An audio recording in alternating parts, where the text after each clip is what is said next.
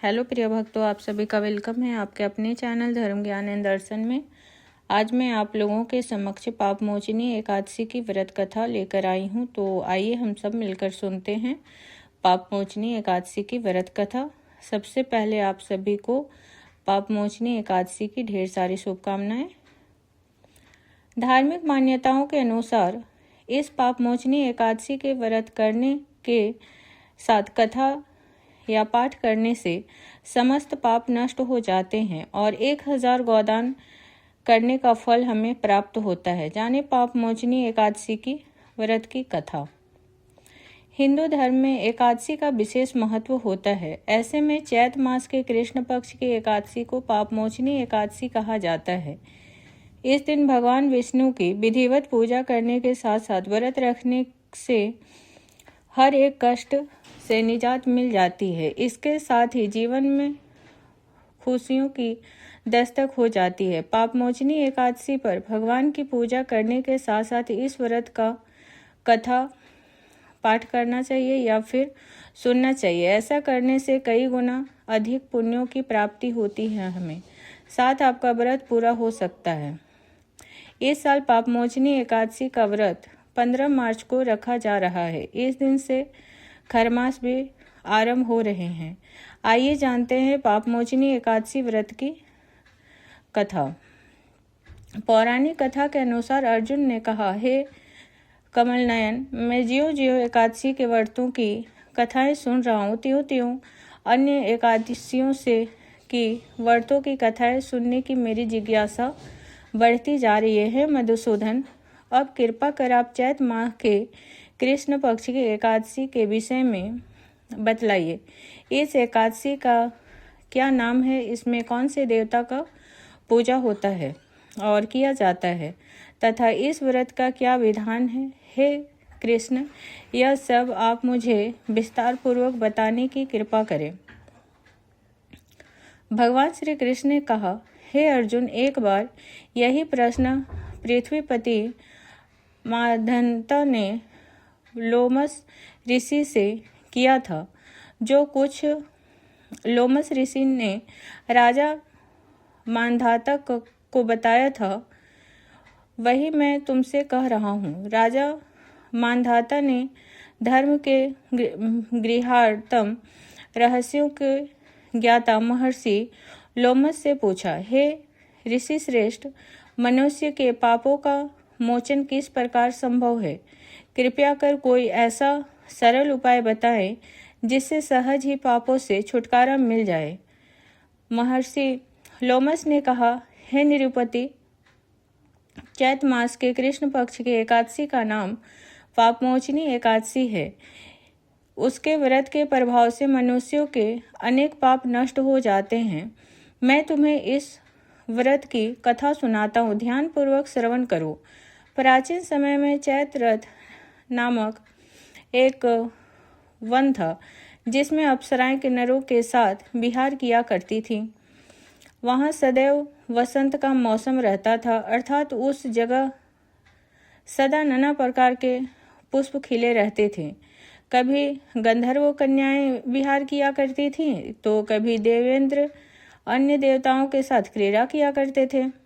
उसी वन में मेधावी नाम के ऋषि एक थे जो तपस्या में लीन रहते थे। वे शिव भक्त थे। एक दिन मंजू घोषा नामक एक अप्सरा ने उनको मोहित कर उनकी निकटता का लाभ उठाने की चेष्टा की। इसलिए वह कुछ दूरी पर बैठ वीणा बजाकर मधुर स्वर में गाने लगी। उसी समय शिव भक्त महर्षि मेधावी को कामदेव भी जीतने का प्रयास करने लगे। कामदेव ने उस सुंदर अप्सरा के भ्रू का धनुष बनाया, कटाक्ष को उनकी प्रत्यंक्षा बनाई और उसके नेत्रों को मंजूघोषा अप्सरा का सेनापति बनाया। इस तरह कामदेव अपने शत्रु भक्त को जीतने को तैयार हुआ। उस समय ऋषि मेधावी भी युवा अवस्था में थे और काफी हिष्ट पुष्ट भी थे। उन्होंने यज्ञोपति तथा दंड धारण कर रखा था। वे दूसरे कामदेव के समान प्रतीत हो रहे थे। उस मुनि को देखकर कामदेव के वश में कुछ मंजूघोष ने धीरे धीरे मधुर वाणी से वीणा पर गायन शुरू किया तो ऋषि मेधावी को मंजूघोष के मधुर गाने का और उसके सौंदर्य पर मोहित हो गए। वह अप्सरा मेधावी मुनि को कामदेव से पीड़ित जानकर उनसे आलिंगन करने लगी। महर्षि मेधावी उनके सौंदर्य पर मोहित होकर शिव रहस्य को भूल गए और काम में वशीभूत होकर उनके साथ रमन करने लगे। काम के वशीभूत होने के कारण मुनि को उस समय दिन रात का कुछ भी ज्ञान न रहा, ना ही कोई किसी तरह की कोई सुध रही। काफी समय तक वे रमन करते रहे, परंतु मंजूघोषा उस मुनि से बोली, हे ऋषिवर, अब मुझे बहुत समय हो गया है, अतः स्वर्ग जाने की आज्ञा दीजिए। अप्सरा की यह बात सुनकर ऋषि ने कहा, हे मोहिनी, संध्या को तो आई हो, प्रातः होने पर चली जाना। ऋषि के ऐसे वचनों को सुनकर अप्सरा उनके साथ रमन करने लगी। इसी प्रकार दोनों के साथ साथ बहुत समय बिताया। मंजूघोषा ने एक दिन ऋषि से कहा, हे विप्र, अब आप मुझे स्वर्ग जाने की आज्ञा दीजिए। मुनि ने इस बार भी वही कहा कि हे रूपसी, अभी ज्यादा समय व्यतीत नहीं हुआ है, कुछ समय और ठहरो। मुनि की यह बात सुनकर अप्सरा ने कहा, हे ऋषिवर, आपकी रात तो बहुत लंबी है, आप स्वयं ही सोचिए कि मुझे आपके पास आए कितना समय हो गया है। आप और ज्यादा समय तक ठहरना उचित होगा क्या? अप्सरा की यह बात सुनकर मुनि को समय का बोध हुआ और वह गंभीरता पूर्वक विचार करने लगे। जब उन्हें समय का ज्ञान हुआ कि उन्होंने रमन करते हुए 57 वर्ष व्यतीत हो गए, तो उस अप्सरा को वह काल का रूप समझने लगे। इतना ज्यादा समय भोग विलास में व्यर्थ चला जाने के पर उन्हें बहुत क्रोध आया।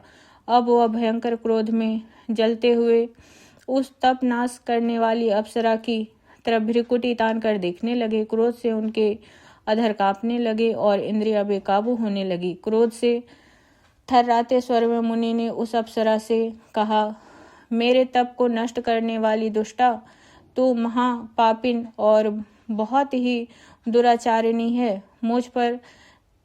तुझ पर धिक्कार है। अब तुम मेरे श्राप से पिशाचिनी बन जाओ। मुनि के क्रोध युक्त श्राप से वह अप्सरा पिशाचिनी बन गई। यह देख वह व्यथित होकर बोली, हे ऋषिवर, अब आप मुझ पर क्रोध त्याग कर प्रसन्न हो जाइए और कृपा करके बताइए कि इस श्राप का निवारण कैसे किया जाए। मैं क्या करूं ऐसा जो इस श्राप से मुझे मुक्ति मिले। विद्वानों ने कहा है, साधुओं की संगत अच्छा फल देने वाली होती है और आपके साथ तो मेरे बहुत वर्ष व्यतीत किया है। अब आप मुझ पर प्रसन्न हो जाइए, अन्यथा लोग कहेंगे कि एक पुण्य आत्मा के साथ रहने पर भी मंजूघोषा को पिशाचिनी बनना पड़ा। मंजूघोषा की बात सुनकर मुनि को अपने क्रोध पर अत्यंत ग्लानि हुई, साथ ही अपनी अपकीर्ति का भय भी हुआ। अतः पिशाचिनी बनी मंजूघोषा ने मुनि से कहा, तूने मेरा बड़ा बुरा किया है, किंतु फिर भी मैं तुझे इस श्राप से मुक्ति का उपाय बतलाता हूँ। चैत मास के कृष्ण पक्ष की जो एकादशी है उसका नाम पाप मोचिनी एकादशी है। उस एकादशी का उपवास करने से तेरी पिशाचिनी की देह से मुक्ति हो जाएगी। ऐसा कहकर मुनि ने उसको व्रत का सब विधि विधान समझा दिया। फिर अपने पापों का प्रायश्चित करने के लिए वे अपने पिता च्यवन ऋषि के पास चले गए। च्यवन ऋषि ने अपने पुत्र मेधावी को देखकर कहा, हे पुत्र, ऐसा क्या किया तूने कि तेरे सभी तप नष्ट हो गए हैं, जिससे तुम्हारा समस्त तेज मलिन हो गया है। मेधावी मुनि ने लज्जा से अपना सिर झुकाया, कहा, पिताश्री, मैंने एक अप्सरा से रमन करके बहुत बड़ा पाप किया है। इसी पाप के कारण संभवतः मेरा सारा तेज और मेरे तप का बल सब नष्ट हो गए हैं। कृपया करके आप इस पाप से छूटने का उपाय बतलाइए। ऋषि ने कहा, हे पुत्र, तुम चैत मास के कृष्ण पक्ष की पाप मोचिनी एकादशी का विधि पूर्वक उपवास करो।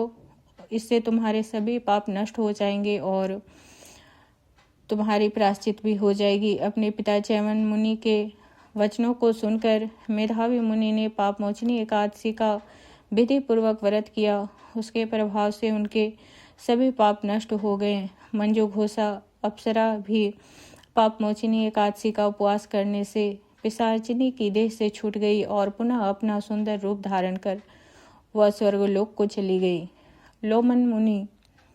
लोमस मुनि ने कहा, हे राजन, इस पिशाचिनी पाप मोचनी एकादशी के प्रभाव से समस्त पाप नष्ट हो जाते हैं। इस एकादशी की कथा के श्रवण व पठन से 1000 गोदान करने का फल प्राप्त होता है। इस उपवास के करने से ब्रह्म हत्या करने वाले, स्वर्ण चुराने वाले, मदपान करने वाले, अगमयागमन करने वाले आदि भयंकर पाप भी नष्ट हो जाते हैं और अंत में वे स्वर्गलोक की प्राप्ति करते हैं। तो अगर आप सभी को मेरी यह कथा पसंद आई हो तो बहुत बहुत धन्यवाद।